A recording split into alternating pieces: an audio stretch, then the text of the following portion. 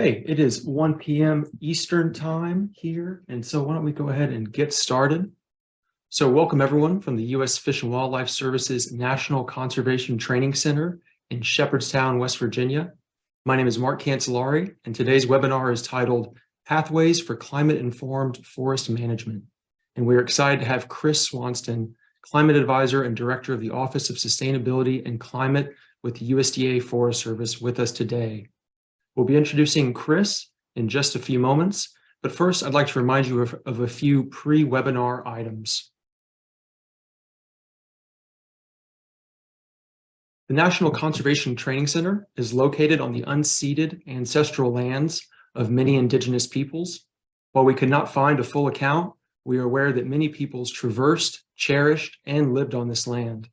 The peoples include, but are not limited to, the Massawomek, the Haudenosaunee, the Shawnee, and the Delaware. As we learn more about the indigenous peoples who had and continue to have relationships with this land, we better appreciate the good earth on which we work, live, and learn.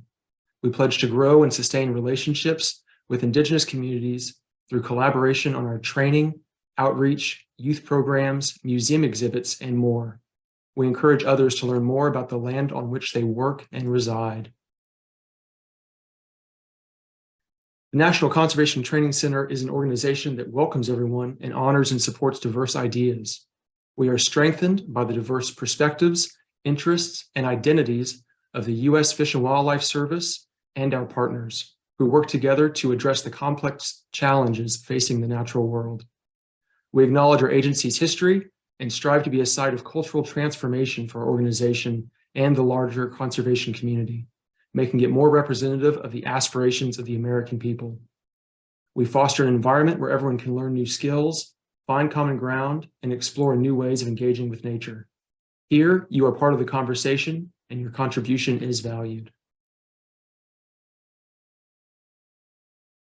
So thank you for tuning in to the final presentation of the Climate Adaptation for Forest-Dependent Wildlife webinar series. The U.S. Fish and Wildlife Service, Forest Ecology Working Group, Science Applications and Migratory Bird Programs, and the National Conservation Training Center are joining the USDA Forest Service and the Northern Institute of Applied Climate Science in sponsoring this webinar series. CEU credits are available for the series. Please contact Jim Siegel if you would like credit using the email on the screen, which we will also add to the chat. Also, as a disclaimer, this product is for educational purposes only. The views, opinions, or positions expressed in this webinar series are those of the guest presenter and do not necessarily reflect the views, opinions, or positions of the U.S. Fish and Wildlife Service or Department of the Interior. Some of the materials and images may be protected by copyright or may have been licensed to us by a third party and are restricted in their use. Mention of any product names, companies, web links, textbooks, or other references does not imply federal endorsement. This webinar is being recorded live, and all participants have been muted, and it will remain that way for the duration of the webinar. But we do want you to participate, so at any time during the webinar, please post questions in the chat. To submit a question, first click the chat icon at the bottom of your screen, then simply type your question in the chat box and press enter. Please, before you do that, make sure your questions are being addressed to everyone in the drop-down menu. Please feel free to enter questions at any point during the webinar, and we will pause to take questions halfway through the presentation. If you wish to change your presentation view, you can access different view modes in the upper right-hand corner of your screen as shown on this slide.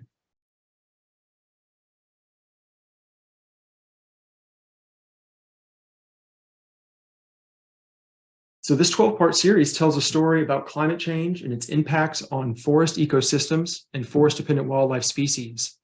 We will examine forest ecosystems and their composition and structure under a changing climate and the influence on wildlife populations and carbon dynamics. We will also share tools and management approaches to help facilitate forest and wildlife climate adaptation at both landscape and stand scales.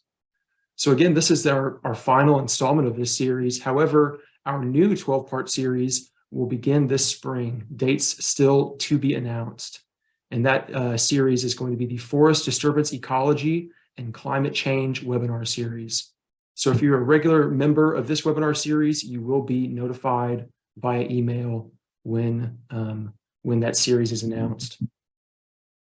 I'm now going to turn it over to Maria Genoviak to tell us a little bit more about this series, as well as introduce our wonderful speaker today.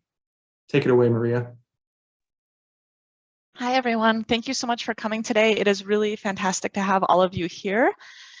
This is the last of presentation of this 12-part year-long series that we have been hosting. And so I'm really happy to have you here with us today to hear about the presentation. So what we'll be talking about today is designed to be a wrap-up of this focus that we've had on thinking about forest ecosystems and how they're affected by climate change, and how that in turn affects forest-dependent wildlife species and other resources and values we associate with forests. And so we're really excited to bring this presentation series to a close with Chris Swanston, who is joining us from the USDA Forest Service. Chris is the Forest Service's climate advisor, as well as the director of the Office of Sustainability and Climate. Chris has his presentation title today is Pathways for Climate-Informed Forest Management, which is a topic which he's been working on for more than 15 years.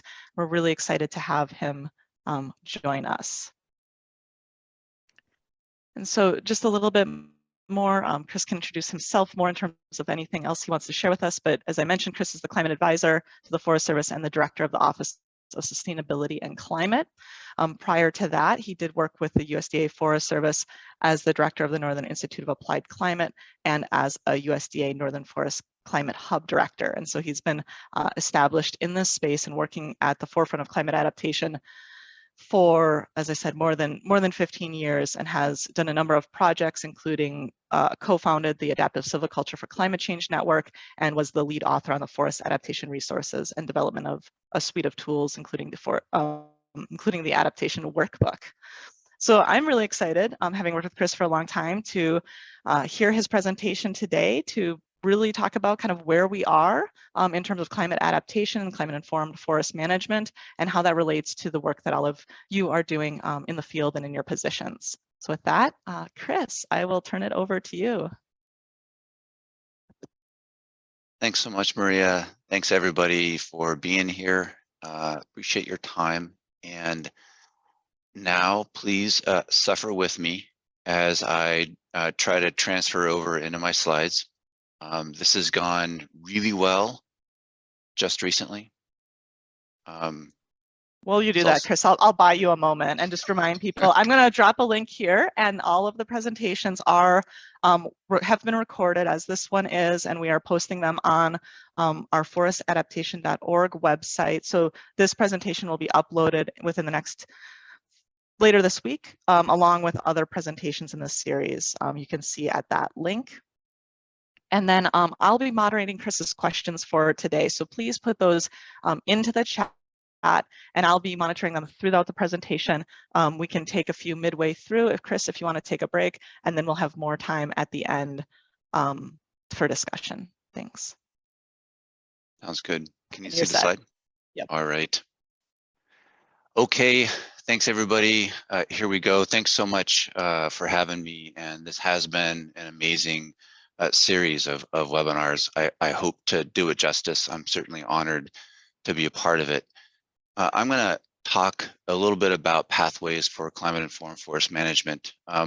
Largely, I'm going to talk about risk, and I'm going to talk about values and how those will help define pathways, help define pathways for all of us. I want to call out the fact that I say climate-informed, and I very seldom use climate-smart unless I'm forced to. And there are reasons for that. SMART is a great acronym for an approach to planning. I enjoy that. It also sounds clever. I enjoy that. And it also makes some people feel a little bit cornered because not all of our choices in climate change feel smart to us. Sometimes we're mandated to do things that we don't think is the best course, but is really the only course, or is maybe the legally required course. I say climate informed, and that's at the core of really everything that I advocate, because if nothing else, we need to be explicit and transparent about everything that we do in this time of rapid change and controversy. So another thing that I want to emphasize before I really start into this is a sense of urgency. I feel personally a sense of urgency today greater than I've ever felt. At once, I feel like there is more hope for change in the way that we approach natural resources and wildlife management than I've ever felt. But I also feel like we are really up against the wall. The change in the places that we care about is happening so fast that we just genuinely have no time to lose. So please keep that in mind as I go through and think about how that might apply to the places and the things that you care about.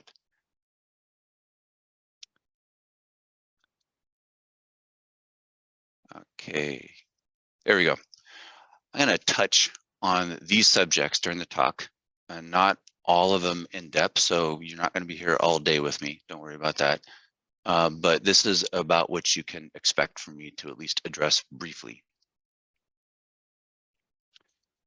First, just the simple, very simple definition. When I say adjustment of systems, I'm not talking just ecosystems, but our human systems as well. Everything is in a phase of adjustment. We certainly need to respond to biophysical changes in the way that we interact with the environment. And that is certainly something that can be difficult for us. I also want to emphasize this concept of intentionality. There are innumerable pathways that we can take. And what I feel is critical in this time is that we are clear about what pathway we are attempting to take and why. And that is what I mean by intentionality. And that pathway does not need to be distinctly different than the pathway we intended to take before we really started thinking about climate change. It could turn out that the pathway we are on is the best way to go forward, given our perception of risk in climate. But we at least need to be intentional about what we're doing. What it really comes down to is what you value and how much risk are you willing to tolerate. I often say that these things are underlying every single conversation you're going to have about climate and climate adaptation. But they're also at the core of your choices about how to adapt the habitats that you care about and how to deal with the risks to the species that you steward. And so I'm going to come back to this idea again and again, because they really are the basis of everything that we do. One thing about forest-dependent wildlife and about forests in general is they are tremendously diverse across the United States. And they're not just diverse in ecosystem type, but they're diverse in ownership type. And those two things overlaying each other get you this sense of diversity then in values again, and risk tolerance. And so when you look at this, what I want to emphasize is, again, there is no one pathway to adaptation. And what we need now more than ever is to learn quickly, but also to be tolerant of learning, because we all come at these systems with different values and different tolerances. And addressing uncertainty in this time, this is the bottom line. We cannot wait to know exactly what's going to happen, because uncertainty is baked in to the climate system that we have now, given our ability to pump greenhouse gas emissions into that climate system. So we don't ever get certainty, and that is just an unfortunate and hard truth that we need to all deal with as professionals and help our publics deal with as we try to bring them along on this path with us. I'm just going to address this in a little bit more depth. In the near term, one of the things that we're dealing with is primarily just internal variability or randomness. But as we look out into the future, there's this scenario uncertainty that is really, again, mostly about the emissions we produce and their leverage on global warming and then climate change. There's also some degree of uncertainty that we have about how the climate system works and how to model the climate system. And so both of those things essentially create that uncertainty that we're looking at into the future. A little bit deeper, bear with me on this one. I know it looks like a real bear.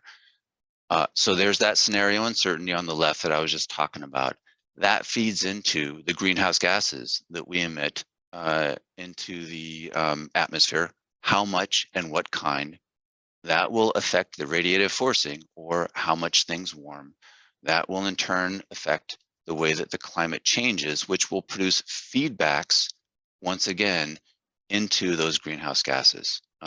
And those feedbacks are a really big deal. And a lot of different models, and this is where our scientific uncertainty comes in, are more or less sensitive to greenhouse gases and their feedbacks. And so that's where we get some of our uncertainty. Now, we're used to dealing with uncertainty. We deal with it all the time in all sorts of ways. So, you know, there's this idea that we need to wait for things to become a little bit more clear. They're not going to become a lot more clear.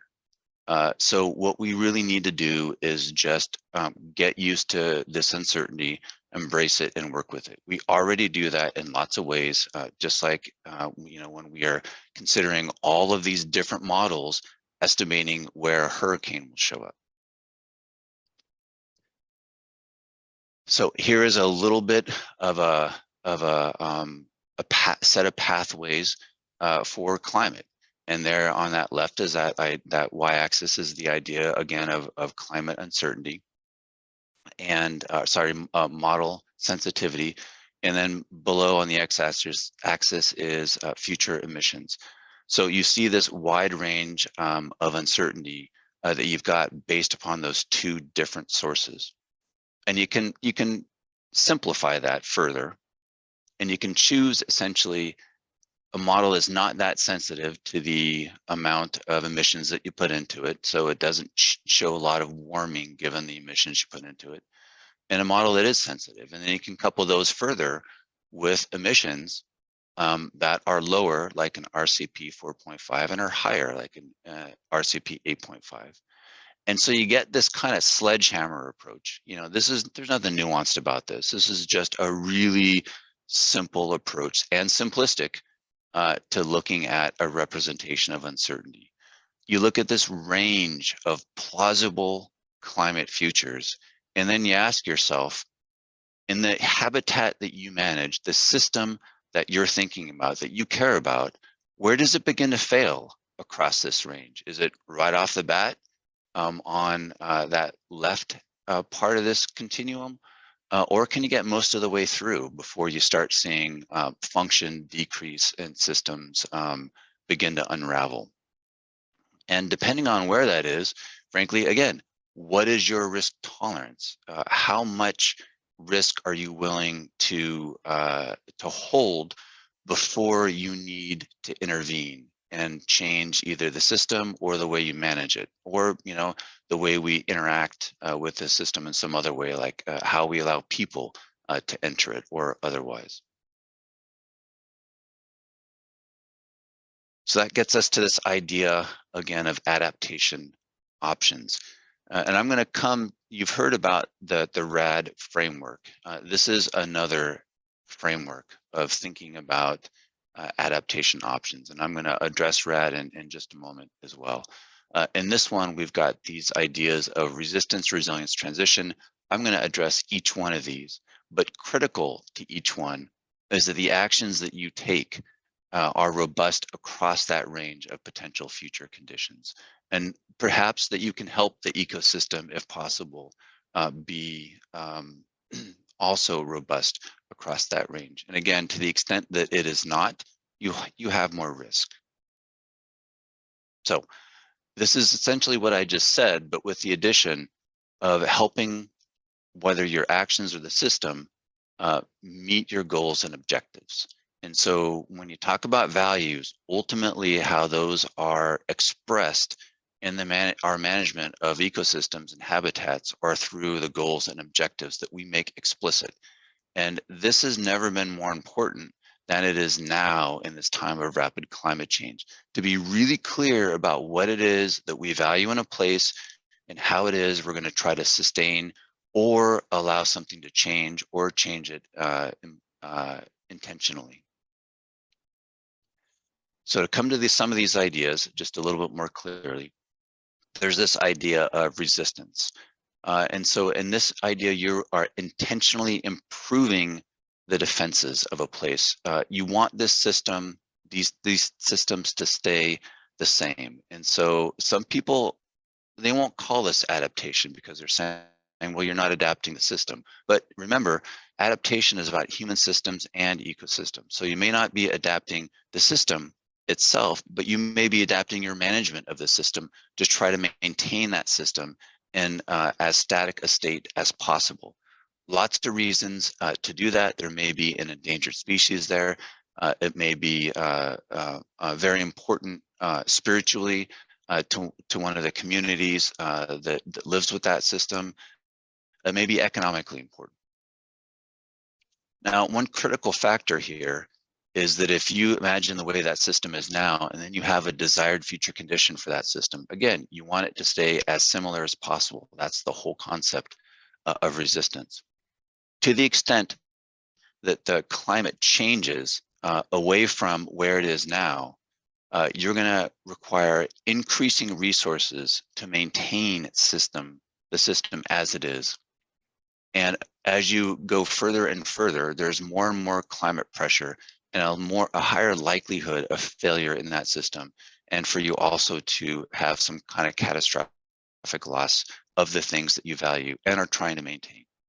So resistance is a persistent strategy, and it tends to be high risk if you're in a place where you expect climate change to be really distinct from the current and past climate. In resilience, I ascribe to the original Halling definition of resilience, where certainly the system can change a given disruption, but ultimately returns to some similar condition. This is the comfort zone of most management organizations, certainly of most resource managers, and is the idea that we come back to again and again. And there are lots of things that we can do and often do to help a system be able to accommodate either chronic stress or punctuated stressful events.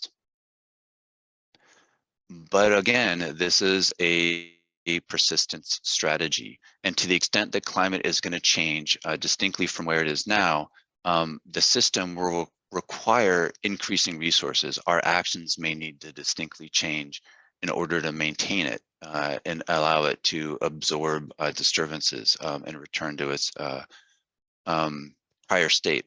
Ultimately, it just might not be able to. And so again, as climate changes further from its current state, we incur greater risk. There's this idea also then of transition. It has different sorts of names, also referred to as transformation or response.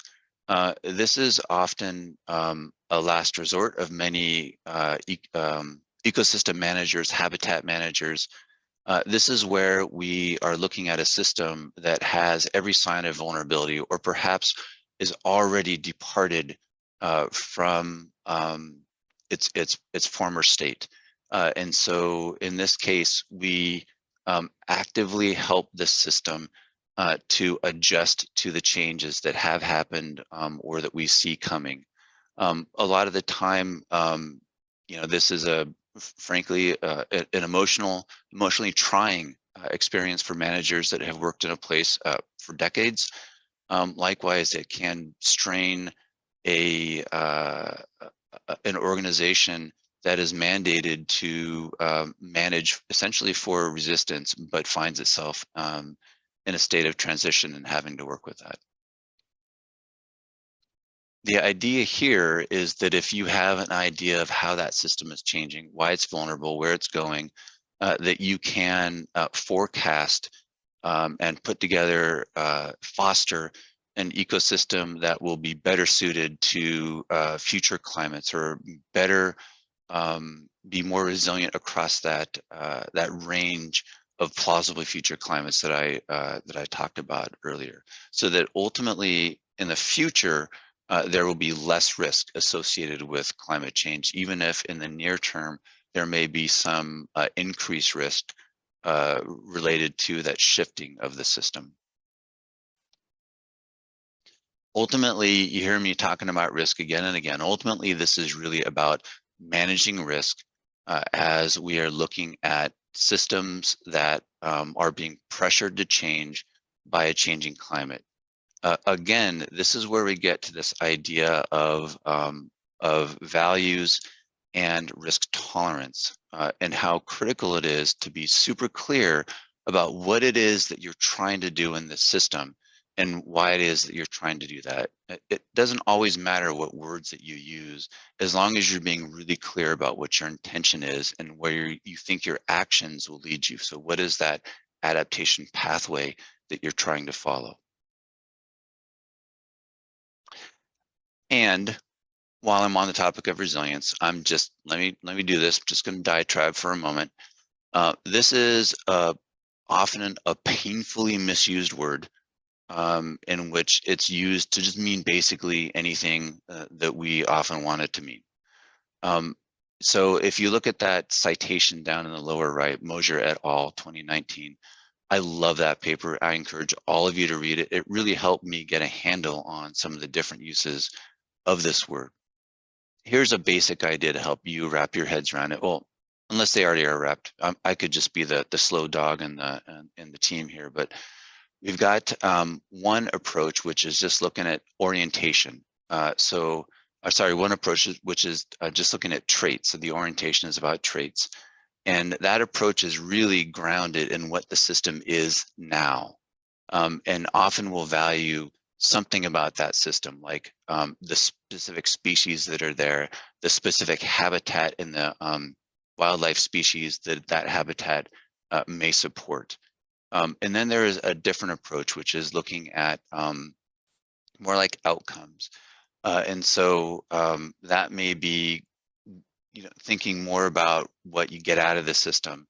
And so it's not so much about what the system is, but about where you want it to go, what you want it to be. And so when we talk about managing for resilience, people can hear two very different things. If folks are very much interested in the traits, they may hear that you are managing for resilience of those traits. If somebody's thinking about outcomes, like for example, they may just be thinking of forest for timber, or forest for watershed cover to reduce erosion and maintain water quality and quantity, and they're not as interested, for example, in this specific species. You may be talking about resilience. They may be thinking, okay, you're going to maintain that cover, and they're not as interested in assemblage. So depending on their interest, they're going to hear you use that word differently. And so there is really huge potential here for miscommunication, which is something that happens often. But that word is such a nice word, resilience. We love to just throw it out there and not get into some of the hard truths about vulnerability and whether in fact we can maintain traits, or if we're going for outcomes that may involve really significant change to the ecosystem. Again, we need to be really clear about what the adaptation pathway is, the risks associated with that pathway, and the values that that pathway are trying to maintain or foster. So to get to, this is RRT, Resistance, Resilience, Transition, conceptual framework. To get to this idea of RAD, the Resist, Accept, Direct framework, which is a more recent framework that a lot of folks are talking about, and folks are then also saying, well, how do these things relate? I want to give credit to Shelley Crosby and Leslie Brandt for cluing me in on this and giving me basically this slide. This has been really helpful, my conversations with them. So one way to think about this And you've heard about resist, accept, direct, so I'm not going to go all into that. And I just went through RRT at length. One way to think about this is the resilience and resistance in RRT are more persistent strategies, just as the resist is in the RAD conceptual framework. Now, a key difference here to be aware of is that the RAD framework essentially begins with an assumption of substantially changing ecological trajectory. So in other words, the RAD begins with high vulnerability, but resistance, resilience, transition, RRT, does not make that assumption to begin with. So when you're in RAD and you're talking about resist, you're thinking resist against the flow. Things are already changing and you're going to really resist that change. In RRT, you know, things may be all right, and you're going to start putting in, you know, or perhaps already have been putting in investments into maintaining that system as is, with an expectation, for example, that can be refugia, you know, or otherwise. So the assumptions to begin with aren't necessarily the same. Now on that right triangle, you have transition in RRT, and then you have accept and direct. I think that transition and direct are really pretty similar comments in these two frameworks, but accept, now that's a different beast. And this one with accept, I don't really think that you see that much in the RRT. The RRT essentially starts with goals that you have for that system and how you're going to achieve those goals. Where again, accept is a system that is already in a state of you know, transformation. It is already beginning to change, is highly vulnerable, and you're trying to decide whether you're going to accept that change and what that might look like. So generally your goals, again, in RRT are going to be how to maintain the things that you value, and then have ascribed of goals to. Hopefully that's a little bit clearer than mud, but certainly happy to chat about that more. So adaptation planning. This is generally where you start. You say, well, what should we be doing here? And then there's dead silence. So again, what you come back to is, well, what do we really care about in this place? And that can help lead you to what are our objectives. Because if you don't have objectives, you're not going to know what you should be doing. And then in terms of what you should be doing with adaptation, your next question is, what's vulnerable? You know, if nothing's vulnerable, if the ecosystem looks like it is resilient across that range of plausible future climates, perhaps what you're doing is fully adequate and you don't need to change. But at least now you are intentional about your actions, having addressed the vulnerability, potential vulnerability of that ecosystem across those future climates.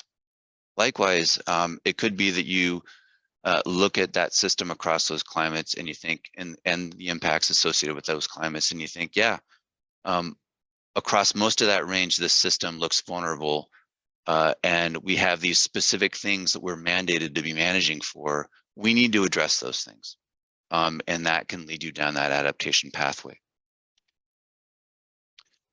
This is not easy. So one thing that you need to make sure while you're having these difficult conversations is keep your blood sugar up, because otherwise everything is going to spin out of control. I guarantee it. Coming back to these pathways, there is no single answer. You've heard me say this again and again in lots of different ways. Don't expect there to be a single answer, but let me flip that to be very tolerant of other answers, because not everybody is going to approach this in the same way that you do. And as I talk about the urgency that I see right now, one of the things that frustrates me most is when we shoot our own selves in the foot, essentially by undercutting really good faith attempts by others that might have an answer that is different than ours. Right now, what we need to be doing is we need to be learning as quickly as we can And we need to be sharing that learning with each other, which means we need to be tolerant of different approaches to how we do things. That was another diatribe. I do this. You got only several minutes left of me diatribing. Now, when I talk about no single answer, again, you're going to come at this from lots of different perspectives. All of these things there on the slide will contribute to your pathway. And if you try to do that all at once, it just tends not to work well, tends to, again, spin out of control. So what I very strongly advocate is that you pick a planning approach. There are several planning approaches out there that are very well established. You've already had at least one presentation on the adaptation workbook from Stephen Handler, in which he talked about the wildlife menu. There's also the Adaptation for Conservation Targets, or ACT, developed out of the Wildlife Conservation Society. So those are two strongly developed and highly used adaptation planning processes. You have the Climate Smart Conservation Cycle, which really built on those two others, and did an outstanding job of applying principles to them and developing the theory even further.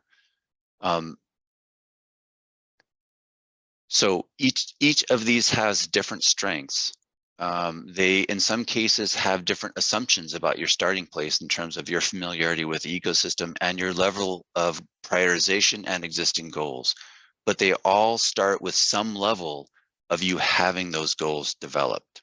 And so that is a critical first step, coming back to define your values, use those to identify your goals, and then develop objectives. I want to emphasize again, find one of these that works for you, because there isn't any one right or wrong way to do this. What's most important is that you just do it. All of these processes that I just showed, and several more out there, are based on an adaptive management approach. That approach, adaptive management, is very effective at just getting you to, in a structured way, write down your thoughts, work your way through them.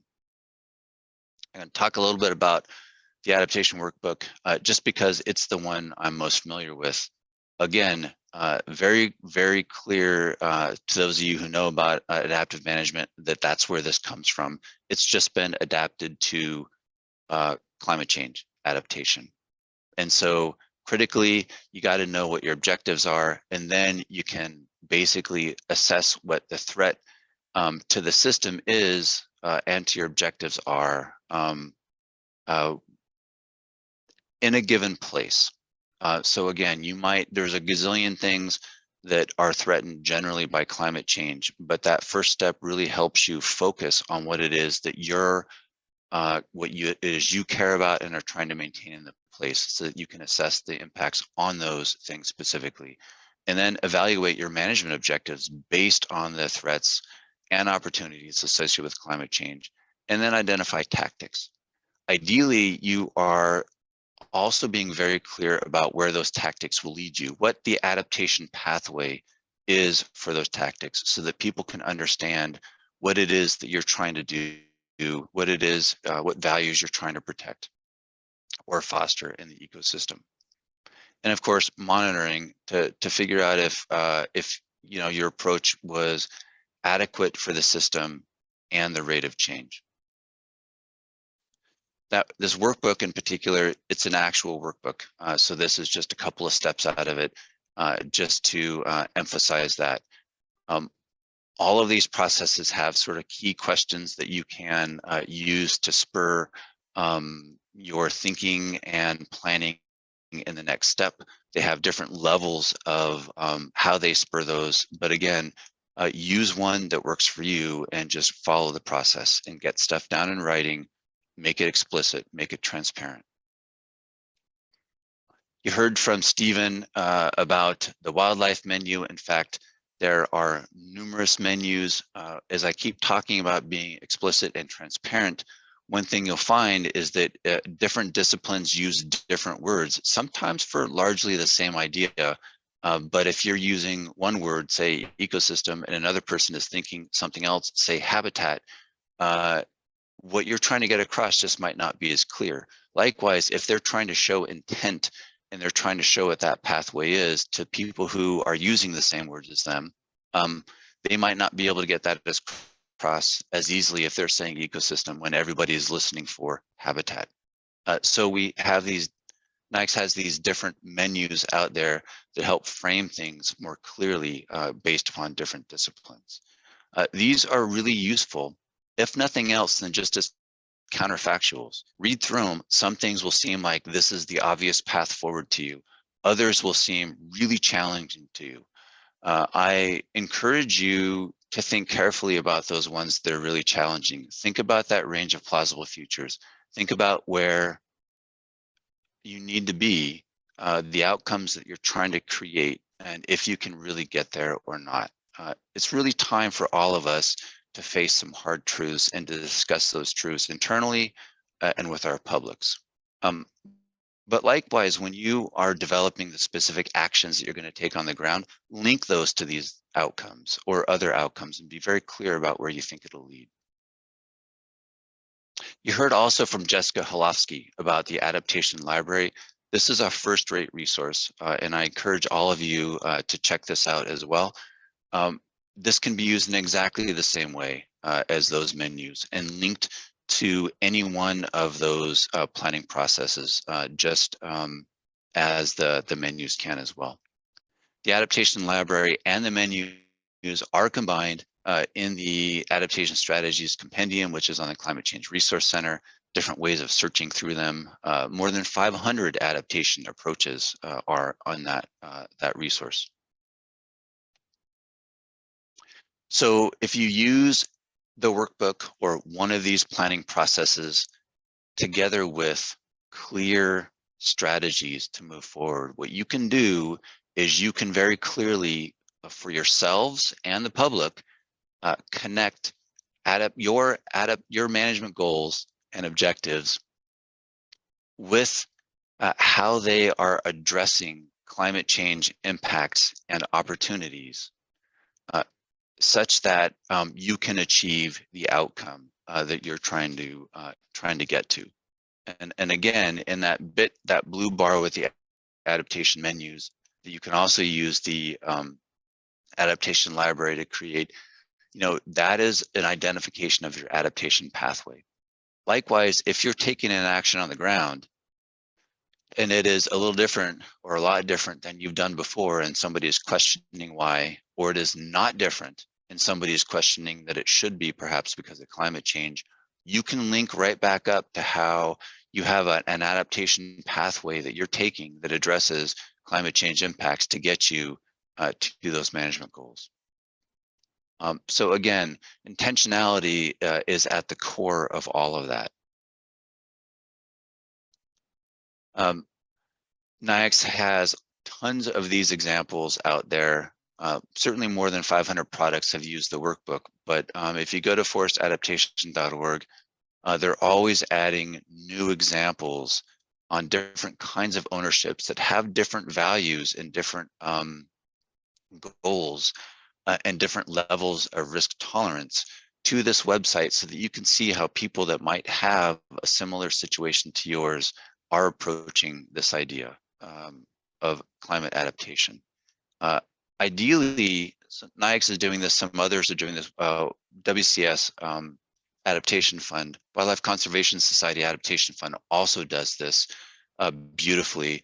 I would love it if many more of our organizations were putting these adaptation stories and demonstrations up online so that we could all learn from each other much more rapidly and also be transparent about where we're getting it right and where we're stumbling a bit. Step back a little bit here to look at the adaptation plan for my agency, the USDA Forest Service. One thing that we did was we looked at climate vulnerabilities that were identified in the last National Climate Assessment. We did a agency-wide survey to request input on what our employees consider to be vulnerabilities for the agency. And essentially, these are the 6 that we managed to collate everything into. And so these 6 vulnerabilities for the agency have some, an obvious initial 6 adaptation approaches, but then another 30 adaptation focal areas, and then, I don't know, over another 120 different actions, adaptation actions, activities that can be taken at really pretty granular levels. So the reason that I'm bringing this up in this forum is I would encourage you to take a look at this agency-wide climate adaptation plan for the Forest Service, even if you're not in the Forest Service, because my guess is that as other professionals, natural resources managers, whether in government or in NGOs, or just interested in what government and NGOs do with land management, you're going to find some commonalities here and some ways of thinking about different adaptation pathways, which are really what are discussed in that adaptation plan. It's not a paint by numbers, do X, Y, and Z. It is very much something that is designed to encourage discussion, to question business as usual, to convey a sense of urgency, and to get us to really address some of the elephants in the room that we need to be talking about. Likewise, we created a climate action tracker. This follows a balanced scorecard theory approach to looking at our progress as an agency in taking climate actions. So what you see there are different dimensions, and then the smaller words refer to different strategic objectives. Again, I would suggest, regardless of what level of organization you're in, taking a look at that, because those strategic objectives may resonate with you and in your organization. And some of the actions that the Forest Service identified that it needs to be taking and tracking are ones that may make sense for you. But if nothing else, can generate some genuine discussion within your organization. And that's really what we need now. One thing to think about these 2 approaches is that, one, the CAP, the Climate Adaptation Plan, that is a forward-looking document that is our way of addressing threats that we perceive to our mission and operations. The CAT, the Climate Action Tracker, is really based on the outcomes that we're trying to achieve in the agency, and in some ways is backward-looking to ask the question, are we doing what we need to do given climate change to achieve those outcomes? Ideally, these things are perfectly aligned. In reality, they're just not going to be. I don't think they would be for any organization, for lots of good reasons I would love to discuss. But this, I could spend a whole hour on this slide, in part because just the kitty is also adorable, wearing the cap. All right, this is my last slide. So these are my take homes for you. First and foremost, we don't get a certain future. That is something that is a foregone luxury for us. Likewise, for those of us who are professionals in natural resources management, we don't get to rely just on hope and belief. We need to embrace a scientific approach to plausible futures and understand what values it is that we are trying to maintain or foster within those futures, and then be transparent about how we're trying to do that. We also need to be really clear with ourselves, but also with our public, that not all of those choices are going to be ideal. We can't save everything. Some systems are already changing, have changed, can't go back. Others, the writing's on the wall. We need to decide how we're going to invest in protecting what we really want to protect to stay the same, and we need to decide how it is that we're going to invest in helping some things achieve a soft landing that maintains the values that we can maintain, that again, we need to be explicit about. So again and again, I say be intentional and explicit. And I think by now you get why. Change is happening so fast, so much faster than we are changing. So as we try to catch up, being way behind the curve, we need to be really intentional about what we're doing. We need to be as transparent as we can, even and maybe especially if that creates difficult conversations. The longer we avoid those difficult conversations with each other and with our publics, the harder it will be to do the things that need to get done when they need to get done. And that's all about what time is precious. That's all about what that means. We need to be acting now.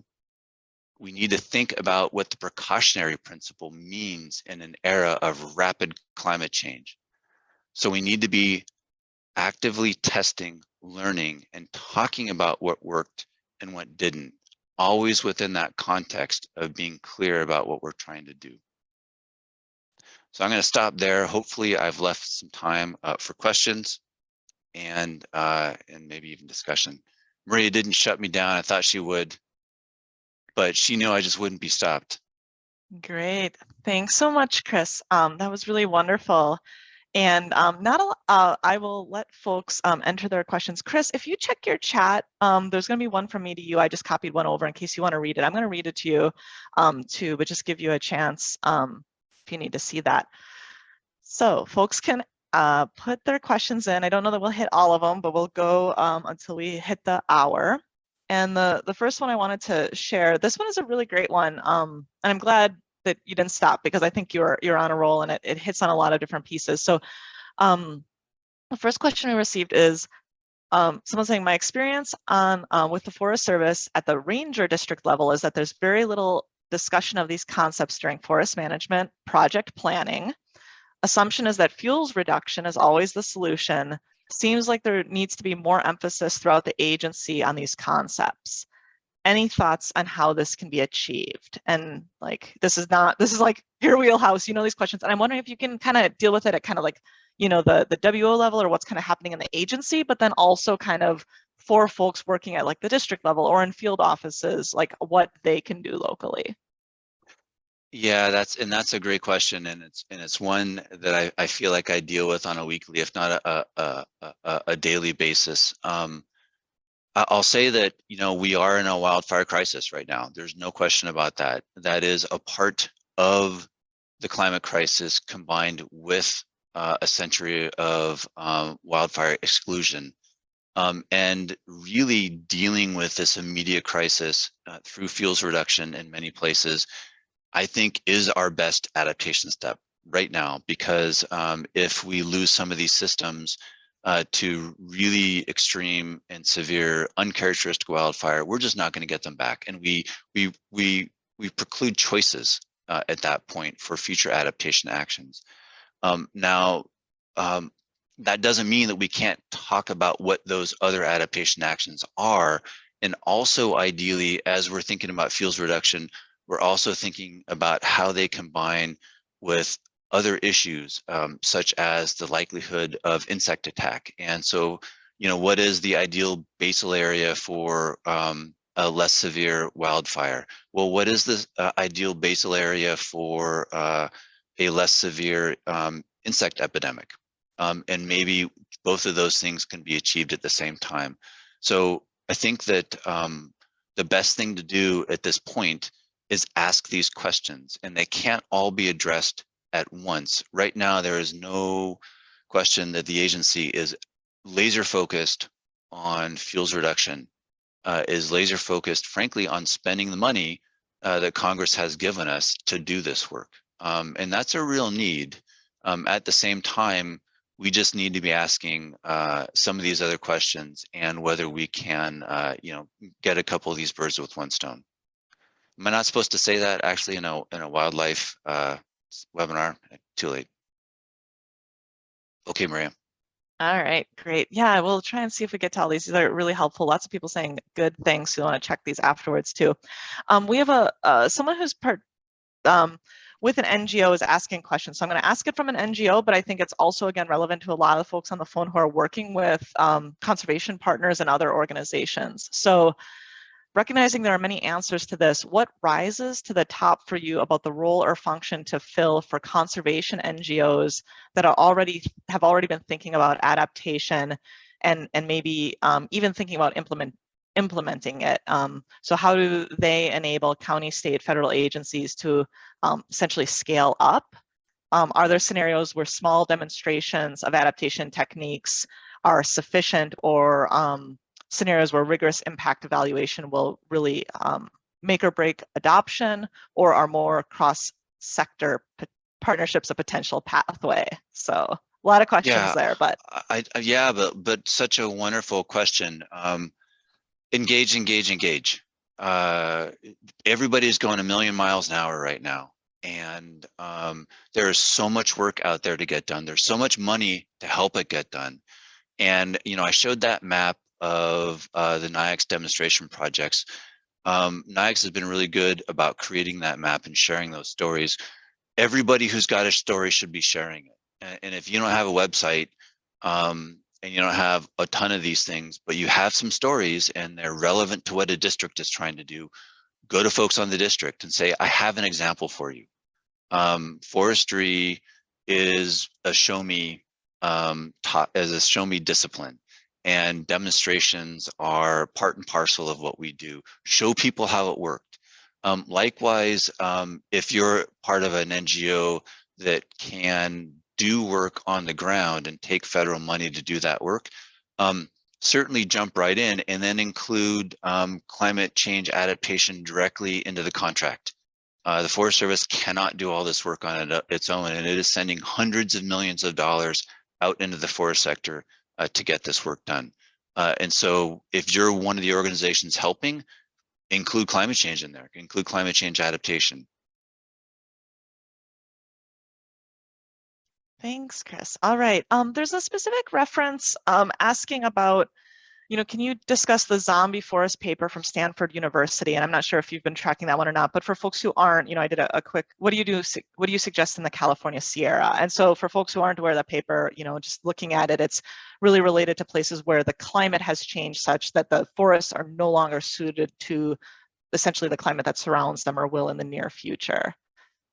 So I don't know, you're seeing this probably much broader. I am. I haven't, I will admit that I have not had time to peruse that paper. I have glanced at it.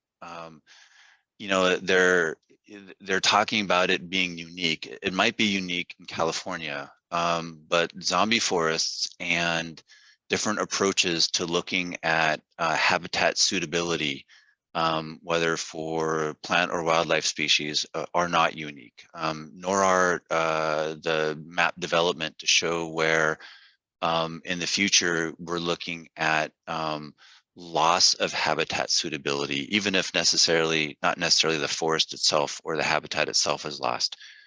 In all those cases, basically what it shows is that you're going to have a system essentially left behind by its suitability that probably is going to be more susceptible to stress. That is happening all over the country. We're seeing that all over the place, especially in higher elevation and subboreal and boreal zones. In California, true of everywhere, I don't have specific, let me back up. I don't have specific suggestions for California. That'd probably just get me in trouble. But what I will say is, again, address it with this now classic adaptation planning that I just talked about. Think about what your desired future condition is for that system. Given what you value in that system, look at how those values, in some cases, these species that are the primary species in some of those forests, look like they may not be fully suitable.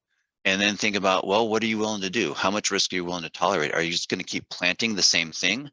Or maybe do you take that species with perhaps a different, from a different seed zone? Are you willing to put up with that risk in the near term for potentially a longer term lowered risk, or maybe even shift the assemblage in many of these places to a slightly different species assemblage that favors a slightly different species? You know, again, different groups are going to have different risks both on the near term and the long term. Just talk about it. If nothing else, just talk about it. Awesome. I feel like I skipped that answer. I'm sorry, but yeah, you know, there you go. It's okay. So I'm gonna, no more questions coming in. I'm gonna take the two, though there are two ones, and it's also great to just see a lot of folks that we know really engaging on this. So it's great. So I'm gonna ask you two here because I think you'll like them, and then we can, you know, folks may jump off, but folks may like these if they're sticking around for a few minutes. So regarding impact measurement, with your climate action tracker, can you talk about what indicators you use for measuring success? Kind of how the climate action tracker fits in. And then the question itself is, you know, what indicators do you use for measuring the impact success of implemented measures? Parentheses, to what degree did X increase adaptive capacity or resilience of this forest? So there's kind of a scales of assessment question in there too, but I'll let you answer that one. So,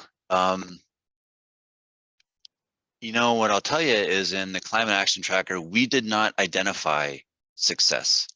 There was a great deal of consternation about us setting targets that would generate focus on the targets as opposed to focus on individual regions, units, stations, offices, trying to achieve their goals while adapting to climate change.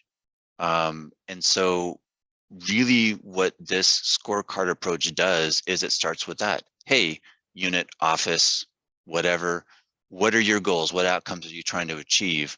And then what are some climate challenges to those? What do you need to be doing to achieve then those outcomes? What should you measure to see if you're doing the things that you said that you need to be doing to achieve those outcomes? Measure those and, you know, figure out the metrics, measure those. And now later on, the individual units, the offices, regions, they can figure out their own targets, which would essentially be what constitutes success for them.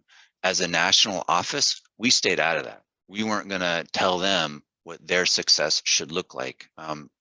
This is also the first year of this action tracker, and we expect to learn from it year by year and provide feedback on the progress. But it very much is designed to show progress as opposed to identify targets and show failure. Great.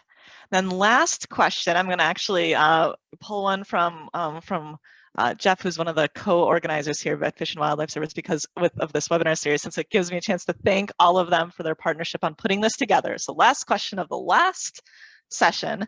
You mentioned time is of the essence. Bureaucracies and agencies change slowly and are risk averse. How do we react quickly in this policy environment? And you can adapt that question however you'd like. Such a great question.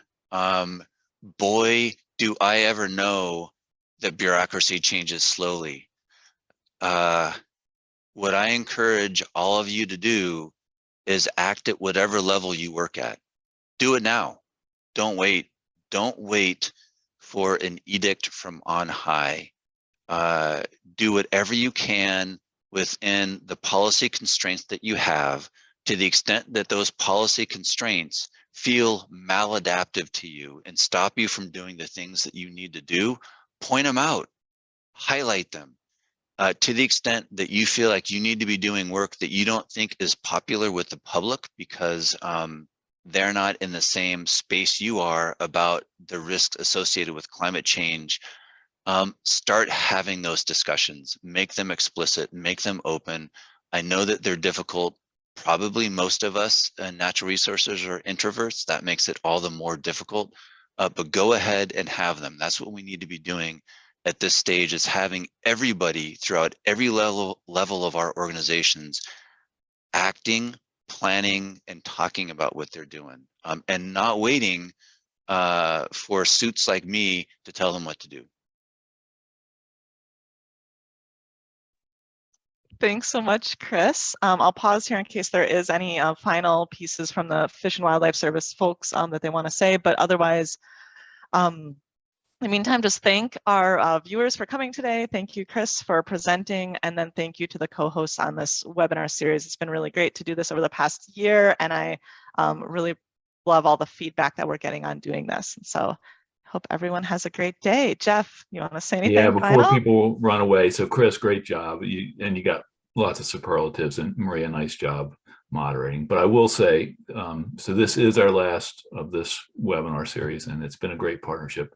But I will say later this spring, we're going to have a new webinar series, and it really, the acorns don't fall far from the tree. So it's forest disturbance ecology and climate change. So we'll look at forest structure, composition, and health, and then we'll dive into how we can adapt better. And again, I think maybe we used resilience wrong in that. We'll have to just think about that. All right, thanks so much for all. It was great having everyone. Thanks, Chris. Thanks, Maria. Thank you. And Bye. MCTC.